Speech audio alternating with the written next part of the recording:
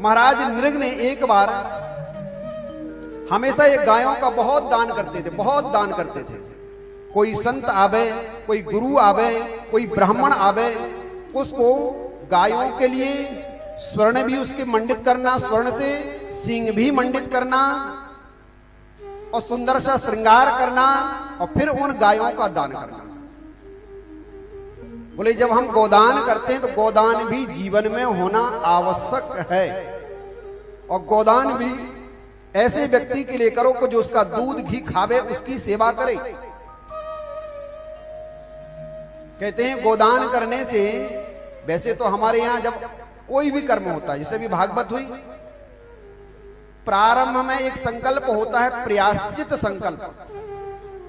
वो बोले कि कर्म में अधिकार प्राप्ति के हेतु हमें गोदान करना है। फिर जब कर्म पूरा हो जावे तो कर्म की पूर्ण सांगता हमारे लिए मिले, कर्म का पूर्ण फल हमारे लिए मिले, तो गोदान होता है। तीसरी बात बोले जब शरीर को हम छोड़ देते हैं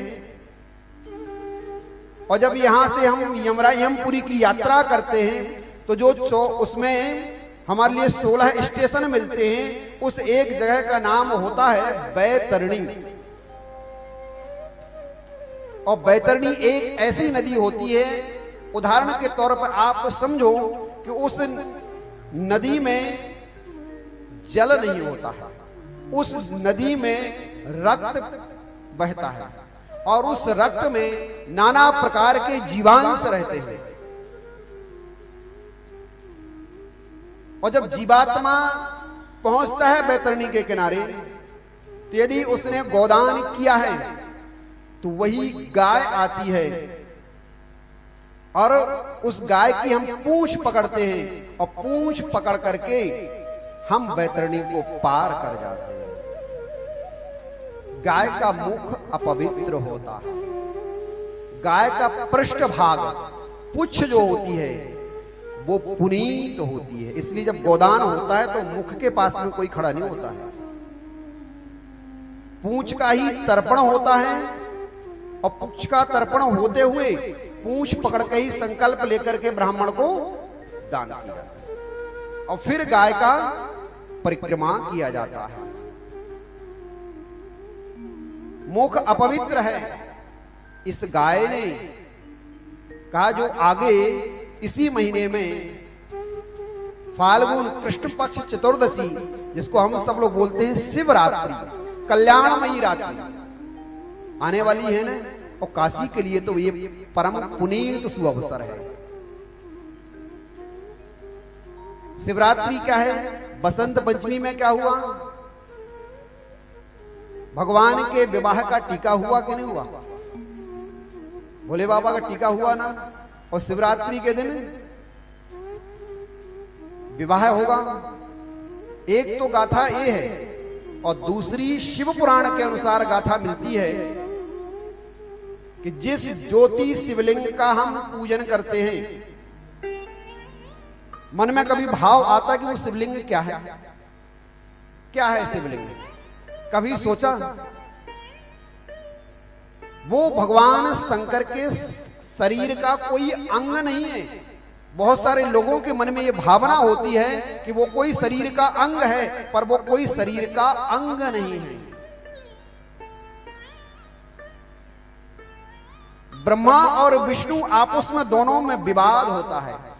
ब्रह्मा जी कहते संसार का सर्जन मैं करता हूं, मैं बड़ा। विष्णु कहते पालन मैं करता हूं, तो मैं बड़ा।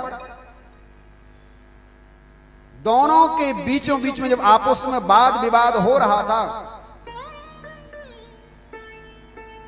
भगवान शंकर प्रकट हुए, बोले तुम दोनों रोको। और भगवान ने अपने तेज से एक दीपक की तरह ज्योत प्रकट कर दी है।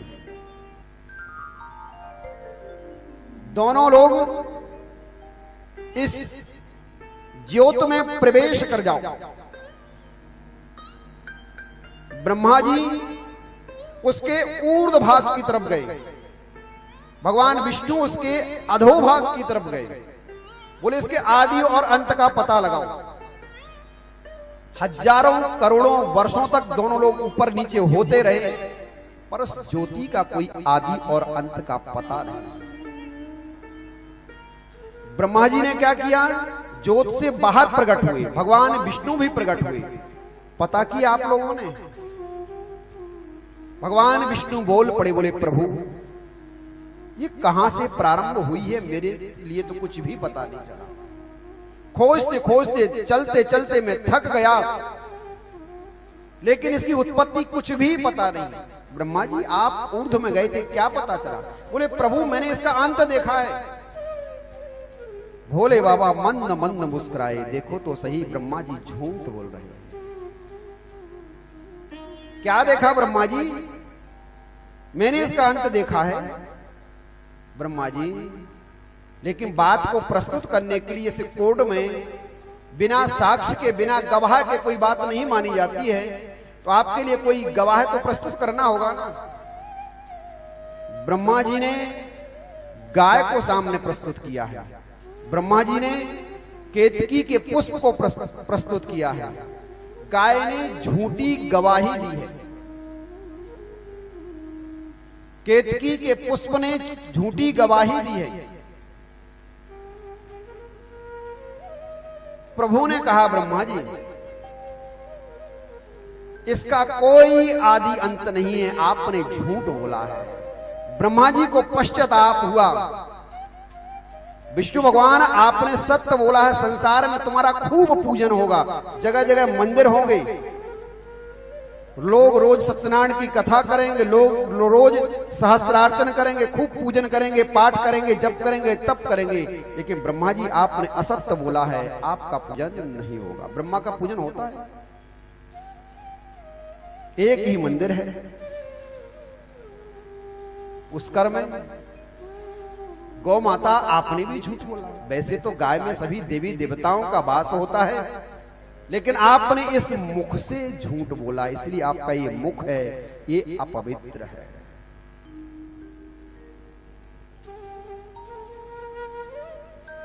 का जिस पात्र में गाय भोजन करती है वो पात्र भी अपवित्र ही माना जाता है। केतकी के पुष्प तुमने भी झूठ बोला है, इसलिए मेरे पूजन में जो उपयोग करेगा उसके लिए पूजन का कोई भी फल प्राप्त नहीं होगा। वही जो ज्योत है वही शिवलिंग है। जिस शिवलिंग का हम पूजन करते हैं, और वो जो ज्योत जब प्रकट हुई है, वो ज्योत उसी शिवरात्रि के दिन ही प्रकट हुई थी। तो भगवान का विवाह का उत्सव भी है और भगवान का जन्मोत्सव भी है। जन्मदिन भी माना जाता है और विवाह का उत्सव भी माना जाता है। दो तरह से इस तरह से भगवान का पूजन होता है। भगवान शंकर ही एक ऐसे देवता हैं जिसका निष्कल और सकल विग्रह के रूप में पूजन होता है। वो निष्कल स्वरूप है। भगवान शंकर ने कहा संसार में मेरा निष्कल स्वरूप पूजा जाएगा। जो इस निष्कल स्वरूप का पूजन करेगा वो भोग और मोक्ष दोनों के लिए प्रदत्त करने वाला होगा। सकल विग्रह भी कहीं कहीं मिलता है, देखा होगा भगवान जी शंकर समाधि में समाधिस्थ हैं, बहुत कम विग्रह मिलता है।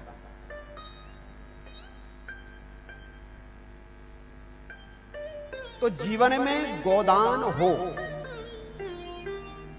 बैतरणी के लिए भी वो काम में आवेगी, लेकिन कहते जब जीव चला जाता है उस समय जो गोदान की जाती है उस समय गौ का स्वरूप कृष्ण वर्ण की गौ होना चाहिए।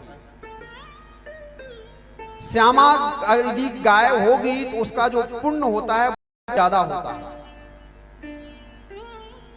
और उस समय गोदान होता है और गोदान करते हुए गाय के कान में बोला जाता है, गौ माता सभी देवी देवताओं का आप में वास है, हम आपको साक्षी मानते हुए परिक्रमा लगा रहे हैं कि जब तक ये जीवात्मा 11 महीने में यमपुरी पहुंचेगी तब तक, चाहे वो एकादशी रहेगी, चाहे वो पूर्णिमा रहेगी, चाहे वो प्रदोष रहेगा, जो भी मैं व्रत करूं, जो भी मैं तप करूं, जो भी मैं साधना करूं, ये जब तब साधना का जो फल है आज जो जीवात्मा चली गई है उस जीवात्मा के लिए प्रदत्त हो। तो गोदान भी जीवन में जरूरी होता है।